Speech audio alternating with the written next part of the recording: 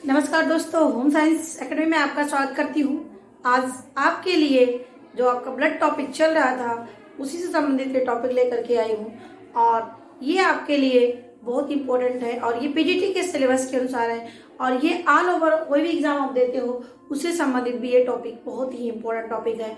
तो इसके पहले वाली वीडियो मैंने आपको ब्लड की क्या टाइप्स होते हैं यानी रक्त के कितने पार्ट होते हैं उसके बारे में मैंने आपको बताया था। जैसे प्लाज्मा था और उसके बाद रक्त बिंबाणु थे, जो आपका कैप्सूल्स जिसको रुधिराण बोलते हैं वो आरबीसी डब्ल्यूबीसी था। ये सबको मैंने डिटेल किया है, वहां जाकर के पहली वाली वीडियो में आप देख सकते हैं और इस वीडियो का लिंक में भी मैं नीचे दे दूंगी डिस्क्रिप्शन में। आप जो वीडियो में डालती हूँ उसके डिस्क्रिप्शन को भी चेक कर लिया करिए। कभी कभी क्या होता है जो टॉपिक जो रहता है उसी संबंधित में लिंक जो है उसमें डाल देते हैं, आप वहां से जा करके देख लिया करिए। तो आज आपको बताएंगे कि जो रक्त का जमना है, कैसे रक्त जमता है। तो ये हमारे जो शरीर के बाहर, शरीर के अंदर नहीं, शरीर के अंदर ब्लड जम जाता है तो व्यक्ति की डेथ हो जाती है। तो ये जो शरीर का के बाहर जो रक्त जमता है उसी की प्रक्रिया को हम बताएंगे यहाँ पर। सबसे पहले जानते हैं रक्त के जमना कैसी प्रक्रिया होती है। पहला क्वेश्चन आपका जो पूछता है तो रक्त का जमना एक भौतिक एवं रासायनिक प्रक्रिया होती है। क्या होती है? ये एक भौतिक एवं रासायनिक प्रक्रिया होती है। दूसरा बात है कि इसको जमाने के लिए कौन सी प्रोटीन यानी कई भी होती है, लेकिन मुख्य रूप से जाना जाता है फाइब्रिनोजन प्रोटीन। क्या है जो जमाने के लिए आवश्यक होती है? फाइब्रिनोजन प्रोटीन होती है। और हिपेरिन जो होती है ये जमने के लिए रोकने का काम करता है, यानी जो हमारे ब्लड के शरीर जो होता है, हमारा शरीर के अंदर ब्लड को जमने ना पाए, लिक्विड फॉर्म में, तरल फॉर्म में बनाए रखने के लिए क्या जरूरत होती है? हिपेरिन जरूरत पड़ती है। देखिए ये चीजें जो मैंने आपको बताया कि सारे पॉइंट आपके लिए इंपॉर्टेंट है। जितना भी आप वीडियो है इसमें जो मैंने बताऊंगी सारा बहुत इंपॉर्टेंट है। एक एक लाइन आपके लिए बहुत ही महत्वपूर्ण है। तो पूरे वीडियो देखिए, पूरा ध्यान से देखिए और इनके आप नोट्स बनाइए। तो मैंने आपको क्या कहा कि रक्त का जमना एक भौतिक एवं रासायनिक प्रक्रिया होती है। दूसरा फाइब्रिनोजन क्या होता है? ये रक्त को जमाने में सहायक होता है और रक्त को तरल अवस्था में बनाए रखने के लिए हिपेरिन होता है, क्योंकि हमारे शरीर में जमने से शरीर रोकने का काम करता है शरीर में रक्त को। तो इसीलिए इसको एक नाम से और जाना जाता है, एंटी क्लॉटिंग के नाम से भी जाना जाता है। तो ये जो फाइब्रिनोजन है, हिपेरिन है, इसका निर्माण किसमें होता है? लीवर में होता है। तो ये भी जानिए हिपेरिन का, फाइब्रिनोजन का, प्रोथ्रोम्बिन, इन सब का निर्माण कहाँ पे होता है? यहाँ इसका निर्माण होता है मुख्य रूप से लीवर में होता है। लीवर ही इसका निर्माण करने का काम करता है। अब आता है हमारा ये एंटी क्लॉटिंग का, यानी जो हिपेरिन होता है वो एंटी क्लॉटिंग होता है, यानी इसको एंटी क्लॉटिंग के नाम से भी जाना जाता है। अब आते हैं रक्त को जमाने के लिए एक स्टेप होता है। सबसे पहले क्या होता है? तो देखिए सबसे पहले हमारा थ्रोम्बोसाइट होता है, जिसको हम आपको इसकी पहले वाली वीडियो मैंने बताया है। थ्रोम्बोसाइट को ही प्लेटलेट्स कहते हैं। क्या कहते हैं? थ्रोम्बोसाइट का नाम क्या है? प्लेटलेट्स होता है। और इसकी जब ये वायु के संपर्क में आता है, यानी जैसे हमारे शरीर से ब्लड निकलता है तो बाहर वो ऑक्सीजन यानी उसको वायु मिल जाती है। तो जब ये थ्रोम्बोसाइट और वायु जब मिल जाते हैं तो क्या बना देते हैं? ये थ्रोम्बोप्लास्टिन बना देते हैं। क्या बनाते हैं? जब थ्रोम्बोसाइट्स जो होता है, जो प्लेटलेट्स होता है, जब हमारे शरीर से ब्लड निकलता है उसके साथ वायु जब निकल बन जाती, वायु मिल जाती है तो क्या बना लेती है? ये थ्रोम्बोप्लास्टिन बना लेती है। अब ये जो थ्रोम्बोप्लास्टिन है, अब इसके साथ बॉडी में से कैल्शियम मिल जाता है, यानी इसको कि शरीर में जो है रक्त बह रहा है तो उसके लिए ये थर्मोप्लास्टिन किसको जोड़ लेगा? अपने साथ कैल्शियम को जोड़ेगा। फिर कैल्शियम किसको जोड़ेगा?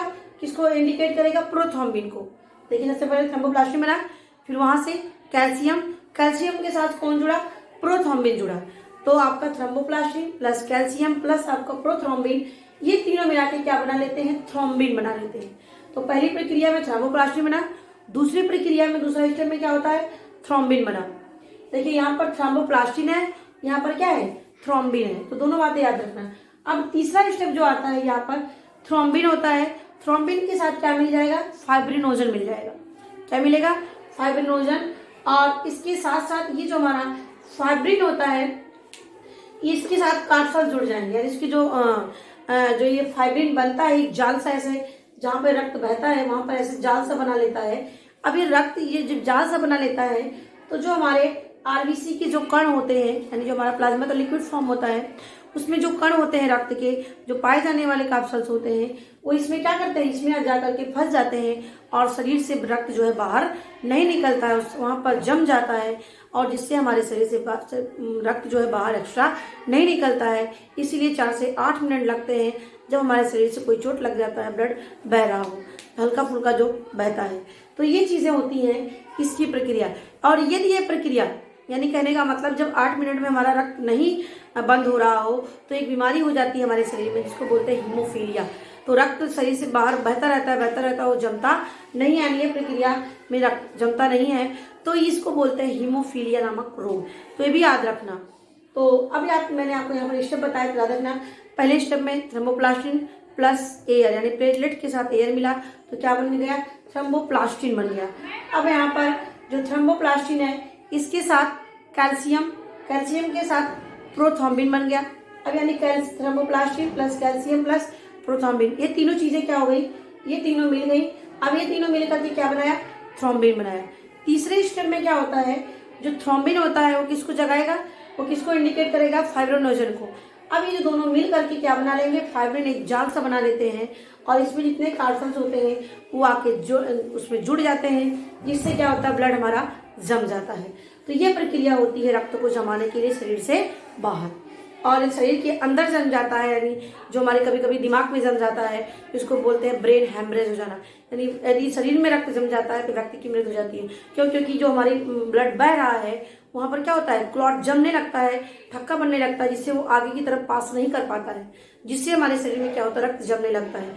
जब रक्त शरीर में जम जाएगा तो व्यक्ति की मृत्यु हो जाती है, क्योंकि हमारे पूरे बॉडी में जो रक्त तरल अवस्था में बह रहा है वो नहीं बहता है। तो ये चीजें होती हैं, मैंने आपको बताया। अब आते हैं इसके लिए सहायक, ये क्वेश्चन आता है कि कौन सी जो विटामिन जिम्मेदार होती है रक्त को जमाने के लिए। तो विटामिन के कौन सी प्रोटीन होती है, फाइब्रिनोजन प्रोटीन, प्रोथ्रोम्बिन प्रोटीन होती है। कौन सा खनिज तत्व होता है, तो कैल्शियम होता है, जो हमारे रक्त को जमाने में सहायक होती है। रुधिराण यानी आपका थ्रोम्बोसाइट्स जो आपका है, ये हमारा प्लेटलेट्स होता है। यानी क्वेश्चन दिया है इस तरह से, तो यहाँ पे मैंने यहाँ पर लिख दिया है विटामिन के है, प्रोटीन फाइब्रिनोजन, प्रोथ्रोम्बिन, खनिज तत्व कैल्शियम, और रुधिराण में हमारा थ्रोम्बोसाइट्स आता है। तो अब आते हैं जो हमारा ब्लड ग्रुप को देखने के लिए। एक चीज और यहाँ पे मैंने भूल गई, रक्त के जमने की प्रक्रिया को क्या बोलते हैं, रक्त के जमने की प्रक्रिया को कैस्केडिंग प्रोसेस कहते हैं। क्या कहते हैं, कैस्केडिंग की प्रोसेस कहते हैं। अब ये हमारा जो ब्लड ग्रुप होता है, इस ब्लड ग्रुप को निर्धारण करने के लिए कौन होता है, एंटीजन होता है। यानी हमारे जो रक्त होता है उसमें एंटीजन पाए जाते हैं, और जो प्लाज्मा होता है उसमें एंटीबॉडी पाए जाते हैं। तो ये दोनों बात याद रखना। रक्त में तो सारी चीजें पाई जाती है, लेकिन रक्त में हमारा मुख्य रूप से जो प्लाज्मा पार्ट होता है, जो 60% होता है, लिक्विड फॉर्म में रहता है, उसमें एंटीबॉडी पाए जाते हैं। और ये एंटीबॉडी जो होते हैं ये स्मॉल ए और स्मॉल बी होते हैं। क्या होते हैं, ये स्मॉल ए और स्मॉल बी होते हैं। और ये जो स्मॉल ए और ये बी एंटीबॉडी होते हैं, ये हमारा प्रोटीन होता है। क्या होता है, ये प्रोटीन होता है। तो बात याद आना है आपका है कि जो प्रोटीन होता है, जो प्लाज्मा है, वो उसमें प्लाज्मा में एंटीजन पाए जाते हैं, वो एंटीजन एंटीबॉडी पाए जाते हैं, स्मॉल ए और स्मॉल बी होते हैं, और इसमें ये तरल फॉर्म में रहते हैं। दूसरा आता है रुधिराण। रुधिराण में हमने आपको आरबीसी और डब्ल्यूसीसी बताया था। अब आपका आता है जो रुधिराण होता है, इसमें आपका आरबीसी क्या होता है, आरबीसी में एंटीजन पाए जाते हैं। क्या होता है, आरबीसी में हमारा एंटीजन पाए जाते हैं, और एंटीजन के ही कारण ही हम ब्लड के ग्रुप का निर्धारण करते हैं। एंटीजन यानी जो आरबीसी में एंटीजन पाए जाते हैं, उसी एंटीजन के कारण ही हम क्या है, ब्लड के जो ग्रुप होता है A B A B O, और इनका निर्धारण होता है किसके द्वारा, एंटीजन के द्वारा। एक बात याद रखना। और ये जो होते हैं ये कैपिटल ए और कैपिटल बी होते हैं। यानी जो एंटीजन होते हैं वो कैपिटल ए कैपिटल बी होते हैं, जो एंटीबॉडी होते हैं वो स्मॉल ए और स्मॉल बी होते हैं। एंटीबॉडी प्लाज्मा में, एंटीजन रुधिराण में यानी आरबीसी में। और ये आरबीसी के ऊपर पाए जाते हैं, यानी उसके अंदर में नहीं, पार्ट में, ऊपर पार्ट में पाए। यानी कुल मिला के आरबीसी को जानिएगा, आरबीसी में एंटीजन होता है, और एंटीजन के कारण ही ग्रुप का निर्धारण किया जाता है। और यहाँ पे हमने लिख दिया ग्रुप का निर्धारण, यानी किस ब्लड ग्रुप का है उसका निर्धारण एंटीजन के द्वारा होता है। तो ये भी क्वेश्चन यहाँ पर आता है कि किसके द्वारा ग्रुप का निर्धारण होता है ब्लड ग्रुप का, तो एंटीजन के कारण होता है। अब आता है हमारा एंटीजन और एंटीबॉडी। अब देखिए जो एंटीजन होता है, जो ग्रुप होता है ए बी और ओ होता है। क्या होता है, ए बी और ओ होता है ब्लड ग्रुप। अब जो हमारा जो एंटीजन होता है, ये एंटीजन इसी के दौरान जो ब्लड ग्रुप है, जो ब्लड ग्रुप एंटीजन होगा वही ब्लड ग्रुप होगा। तो एंटीजन वाला ए, ब्लड ग्रुप क्या होगा, ए होगा। अब इसमें एंटीबॉडी क्या होती है, स्मॉल बी पाई जाती है, यानी सेम एंटीजन नहीं पाया जाएगा, सेम एंटीजन पाया जाएगा तो क्लॉटिंग हो जाएगी, वो चीजें सही साथ नहीं होती। इसीलिए जो ब्लड ग्रुप, जो ब्लड चढ़ाते हैं वो ब्लड को पहले चेक करते हैं किस ब्लड ग्रुप का है, तभी, नहीं तो वो चीज क्या होती है, ब्लड जम जाएगा, क्लॉटिंग कर जाएगा, क्योंकि अगर सेम नहीं होता है। तो देखिए एंटीजन ए कैपिटल और एंटीबॉडी यहाँ पर बी पाया जाता है। और जिस बॉडी यदि ब्लड ग्रुप जो है बी होता है उसका एंटीजन भी बी होगा, लेकिन जो एंटीबॉडी होगा वो क्या होगा, स्मॉल ए होगा। यानी इसी का आप अपोजिट याद रखना, अपोजिट से ही आपको ये बातें याद रहेंगी, जैसे ए बी, लेकिन ये कैपिटल ए स्मॉल बी, यहाँ पर कैपिटल बी और स्मॉल ए, तो ये याद रखना। और जो हमारा ग्रुप ए बी होता है ब्लड ग्रुप, इसमें क्या होता है, इसमें जो एंटीजन होता है इसमें ए और बी दोनों एंटीजन पाए जाते हैं, लेकिन इसमें एंटीबॉडी कोई नहीं पाया जाता है। याद रखना, जो ब्लड ग्रुप ए बी होता है उसमें कोई भी एंटीजन पाया जाता है, लेकिन कोई भी एंटीबॉडी नहीं पाया जाता है। और जो ओ होता है इसमें ना तो एंटीजन ए होता है और ना तो एंटीजन बी होता है। यहाँ पर ये बात याद रखना, ना तो यहाँ पर एंटीजन ए होता है, ना यहाँ पर एंटीबॉडी बी होती है। बात याद रखना कि ओ में कोई भी एंटीजन नहीं पाया जाता है, लेकिन एंटीबॉडी ए और बी दोनों पाया जाता है। इसीलिए जो ओ के लोग होते हैं ये क्या होते हैं, डोनर होते हैं, किसी को भी ब्लड दे सकते हैं। और जो ए बी होता है ये एक्सेप्टर होता है, सबका ब्लड ले सकता है। तो ए बी क्या होता है, इसको एक्सेप्टर सर्वग्राही कहते हैं, और ओ को क्या बोलते हैं, सर्वदाता कहते हैं। देखिए यहाँ पर हमने आपको बताया ब्लड ग्रुप 4 होते हैं, ए बी और ओ, और ब्लड ग्रुप का निर्धारण एंटीजन के द्वारा होते हैं, और जो एंटीजन होगा उसी का अपोजिट जो हमारा एंटीबॉडी पाया जाता है। और ये एंटीबॉडी को हम स्मॉल अक्षर से, यानी ए और बी स्मॉल अक्षर से इसको इंडिकेट करते हैं। और अब आता है एंटीजन के आधार पर मैंने ग्रुप जो को निर्धारण करते हैं, तो मैंने आपको बता दिया। अब हमारा आता है आरएच फैक्टर। आप देखिए जो आरएच फैक्टर होता है ये मतलब एक खोज की गई, किसके द्वारा, विनर के द्वारा एक खोज की गई। किस पर खोज किया गया, रिसर्च बंदर पर। जैसे यहाँ पर एंटीजन एंटीबॉडी को बता दिया गया लैंडश्नर के द्वारा, लेकिन यहाँ पर उन्होंने देखा कि जो हमारा ब्लड ग्रुप होता है उस ब्लड ग्रुप में जो हमारे एंटीजन पाए जाते हैं उसके अलावा इसमें एक देखा उन्होंने, एक स्क्वायर आकार का, यानी एक इस आकार का उसमें एक और तत्व पाया जाता है।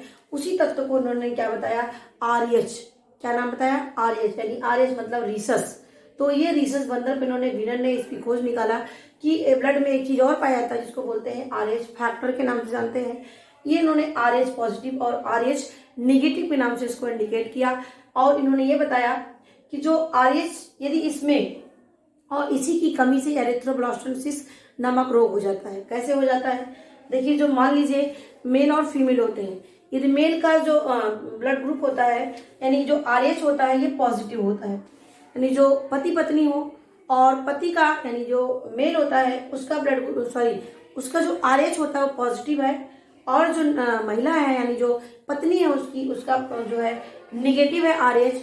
और जब इन दोनों से एक नए संतान की उत्पत्ति होती है तो पहले संतान पर इसका प्रभाव नहीं पड़ता है, लेकिन जब दूसरा संतान उसके होते हैं तो या तो पेट में ही डेथ हो जाती है 2-3 महीने, 4 महीने, 6 महीने पर, ये तो जीवित मतलब कि पैदा होने के बाद मर जाते हैं, या तो उसको डॉक्टर सलाह देते हैं कि ये जो भी बच्चे होंगे तो उसमें क्या होता है वो एरिथ्रोब्लास्ट यानी उसका ब्लड जम जाएगा।